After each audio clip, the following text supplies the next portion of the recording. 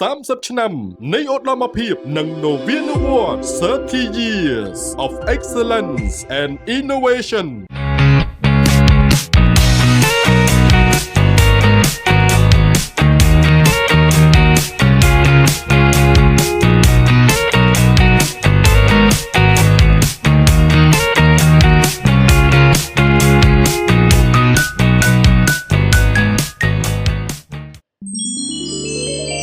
ចាក់ខុសវិស័យរបស់សាលារៀនសុវណ្ណភូមិគឺ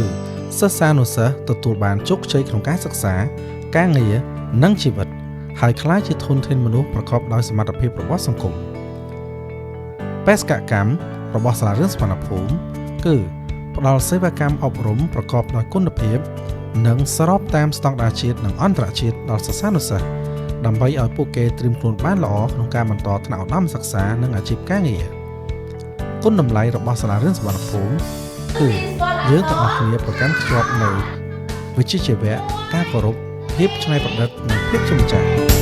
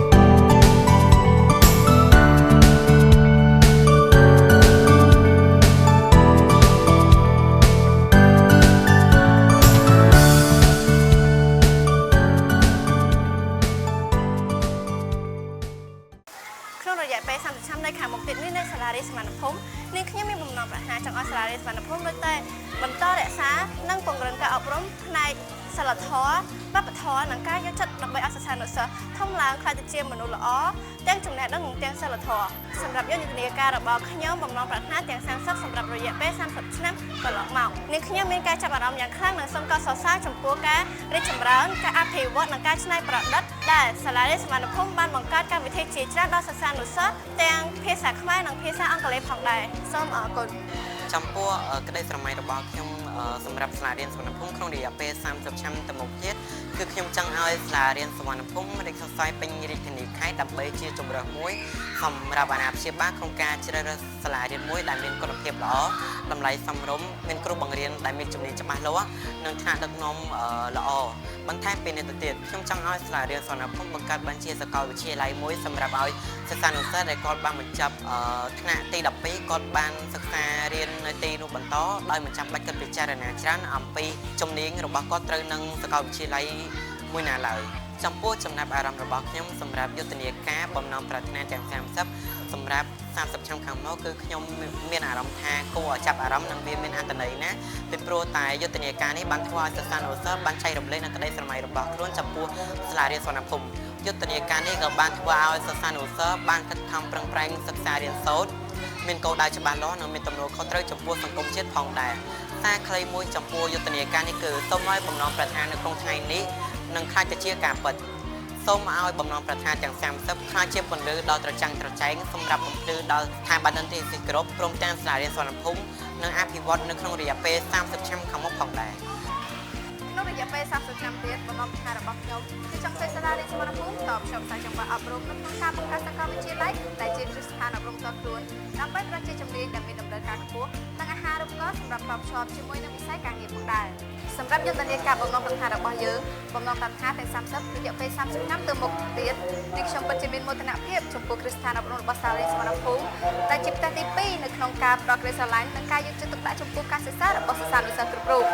បំណងប្រាថ្នារបស់ខ្ញុំសម្រាប់សាលារៀនសុវណ្ណភូមិក្នុងរយៈពេល30ឆ្នាំទៅមុខទៀតគឺការឈានមុខគេលើវិស័យអប់រំកីឡាសិល្បៈនិងបច្ចេកវិទ្យាដោយក្លាយជាគ្រឹះស្ថានអប់រំកម្រិតអន្តរជាតិនិងបន្តពង្រឹងការបណ្តុះបណ្តាលធនធានមនុស្សប្រកបដោយសមត្ថភាពគុណភាពនិងសីលធម៌ខ្ពស់ខ្ញុំមានអារម្មណ៍រំភើបសប្បាយរីកសម្រាប់យុទ្ធនាការបំណងប្រាថ្នាទាំង30សម្រាប់រយៈពេល30ឆ្នាំទៅមុខទៀតពីព្រោះយុទ្ធការនេះជំរុញឲ្យសិស្សានុសិស្សមានក្តីស្រមៃខ្ពង់ខ្ពស់និងផែនការច្បាស់លាស់ក្នុងវ័យសិក្សារៀនសូត្រ ក្នុងរយៈពេល30ឆ្នាំទៅមុខទៀតក្នុងនាមខ្ញុំជាថ្នាក់ដឹកនាំមួយរូបគឺខ្ញុំចង់ឃើញសាលារៀនសុវណ្ណភូមិមានភាពរីកចម្រើនគ្រប់សេវាកម្មទាំងអស់និងទទួលបានការអប់រំមួយដែលឈានមុខគេនៃបណ្ដាសាលាឯកជនទូទាំងប្រទេសហើយប្រកបដោយធនធានមនុស្សដែលពោពេញទៅដោយសមត្ថភាពជានិរន្តរ៍សម្រាប់បំណងប្រាថ្នារបស់យើងដែលមានឈ្មោះថាបំណងប្រាថ្នាទាំង30សម្រាប់រយៈពេល30ឆ្នាំទៀតគឺជាការរៀបចំផែនការបានយ៉ាងច្បាស់លាស់ដើម្បីភាពរឹងមាំរបស់ស្ថាប័ននិងស្វែងរកនូវភាពច្នៃប្រឌិតបច្ចេកវិទ្យាដ៏ឆ្លាតវៃបំផុតដើម្បីទទួលបានភាពរីកចម្រើនវឌ្ឍនភាពនវានុវត្តន៍និងកិត្យានុភាពឲ្យកាន់តែរីកចម្រើន ជំរាបសួរសម្រាប់បំណងប្រាថ្នារបស់ខ្ញុំចំពោះសាលារៀនសុវណ្ណភូមិរយៈពេល30ឆ្នាំទៅមុខទៀតខ្ញុំចង់ឃើញសាលារៀនសុវណ្ណភូមិក្លាយជាថ្នាលបណ្ដុះបណ្ដាលធនធានមនុស្សដ៏រឹងមាំនិងអភិវឌ្ឍនៅប្រទេសកម្ពុជាឲ្យមានភាពរុងរឿងរីកចម្រើនលើឆាកអន្តរជាតិសម្រាប់ចំណាប់អារម្មណ៍របស់ខ្ញុំផ្ទាល់ទៅលើយុទ្ធនាការបំណងប្រាថ្នារបស់យើងក្រោមប្រធានបទបំណងប្រាថ្នាទាំង30សម្រាប់រយៈពេល30ឆ្នាំទៅមុខទៀតគឺជាគំនិតដូចផ្ដើមដ៏មានអត្ថន័យនិងពោពេញទៅដោយការបំផុសនៅគំនិតដែលរួមមាន1ការបង្កើតនៅចក្ខុវិស័យវែងឆ្ងាយនិងមានគោលដៅច្បាស់លាស់យើងដឹងហើយថាស្ថាប័នគ្រួសារនិងសង្គមជាតិនឹងមានការវិវត្តនាពេលអនាគត2គឺជាស្ពានតភ្ជាប់នឹងការរៀនសូត្រនិងការអនុវត្តជាក់ស្ដែងការបង្កើតសំណួរទាំង30នេះគឺរុញច្រានឲ្យយើងចេះគិតគូរគ្រប់ជ្រុងជ្រោយទាំងផ្នែកបច្ចេកវិទ្យាគុណភាពអប់រំវប្បធម៌សីលធម៌និងបរិស្ថានជាពិសេសនោះគឺឲ្យយើងចេះរៀបចំនៅផែនការជីវិតនិងត្រៀមខ្លួនចូលរួមអភិវឌ្ឍសហគមន៍និងប្រទេសជាតិជាដើម3ការបំផុសគំនិតស្មារតីនិងក្តីសង្ឃឹមវេទិកានេះគឺបានអនុញ្ញាតឲ្យគណៈគ្រប់គ្រងថ្នាក់ដឹកនាំគ្រប់កម្រិតថ្នាក់ជាពិសេសនោះគឺសិស្សានុសិស្សលោកគ្រូអ្នកគ្រូបានបញ្ចេញនៅមតិយោបល់ក្តីស្រមៃនិងការបញ្ញាចិត្តរបស់ខ្លួនចំពោះសាលារៀនសុវណ្ណភូមិសូមអរគុណ សូមគោរពនិងជំរាបសួរខ្ញុំបាទឈ្មោះស្តង់លីវ៉ាន់អ្នកសម្របសម្រួលថ្នាក់ចំណេះទៅភាសាខ្មែរនៃសាលារៀនសុវណ្ណភូមិទី24ទីតាំងសិលទី2 30ឆ្នាំនិង30បំណងប្រាថ្នានៃសាលារៀនសុវណ្ណភូមិគឺខ្ញុំពិតជាចង់ឃើញសាលារៀនសុវណ្ណភូមិកាន់តែមានភាពរីកចម្រើននិងបន្តនិរន្តរភាពលើសេវាអប់រំនៅថ្ងៃអនាគតដើម្បីជួយដល់សិស្សានុសិស្សក្លាយទៅជាមូលធនមនុស្សនៅក្នុងសង្គមជាតិកម្ពុជាដ៏រឹងមាំ 30ឆ្នាំនៃឧត្តមភាពនិងនវានុវត្តន៍គឺពិតជាបានបង្ហាញឲ្យយើងឃើញអំពីលទ្ធផលចម្រើនគួរជាទីមោទនភាពរបស់សាលារៀនសុវណ្ណភូមិយើងតាមរយៈការផ្តល់សេវាអប់រំដ៏ល្អនិងជាតិមុខគេនៅកម្ពុជា បាទសូមជម្រាបសួរជាបំណងប្រាថ្នារបស់ខ្ញុំក្នុងនាមជានាយកសាលារបស់សាលារៀនសុវណ្ណភូមិគឺខ្ញុំចង់ឃើញសាលារៀនសុវណ្ណភូមិក្លាយទៅជាសាលាដែលទទួលស្គាល់គុណភាពជាលក្ខណៈជាតិនិងអន្តរជាតិហើយជាពិសេសគឺសិស្សានុសិស្សទាំងអស់ដែលបញ្ចប់ការសិក្សានៅសាលារៀនសុវណ្ណភូមិនឹងក្លាយទៅជាធនធានដ៏មានសមត្ថភាពមានសុខភាពល្អហើយជាពិសេសគឺចូលរួមនៅក្នុងការអភិវឌ្ឍជាតិទៅលើគ្រប់វិស័យទាំងអស់បាទសម្រាប់បំណងប្រាថ្នារបស់ខ្ញុំវិញក្នុងនាមជាថ្នាក់ដឹកនាំសាលាម្នាក់ខ្ញុំយល់ឃើញថាវាមានសារៈសំខាន់ណាស់សម្រាប់ការធ្វើយុទ្ធនាការបំណងប្រាថ្នារបស់យើងពីព្រោះវាបានជំរុញយើងឲ្យមានចក្ខុវិស័យវែងឆ្ងាយមានឆន្ទៈមានមហិច្ឆតានៅក្នុងការហ៊ានស្រមៃហើយនឹងហ៊ានធ្វើ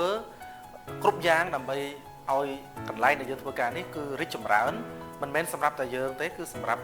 ភាគីពាក់ព័ន្ធទាំងអស់ទាំងសហគមន៍ទាំងសិស្សានុសិស្សទាំងលោកគ្រូអ្នកគ្រូនិងបុគ្គលិកគ្រប់ផ្នែកទាំងអស់បាទអញ្ចឹងសូមអរគុណ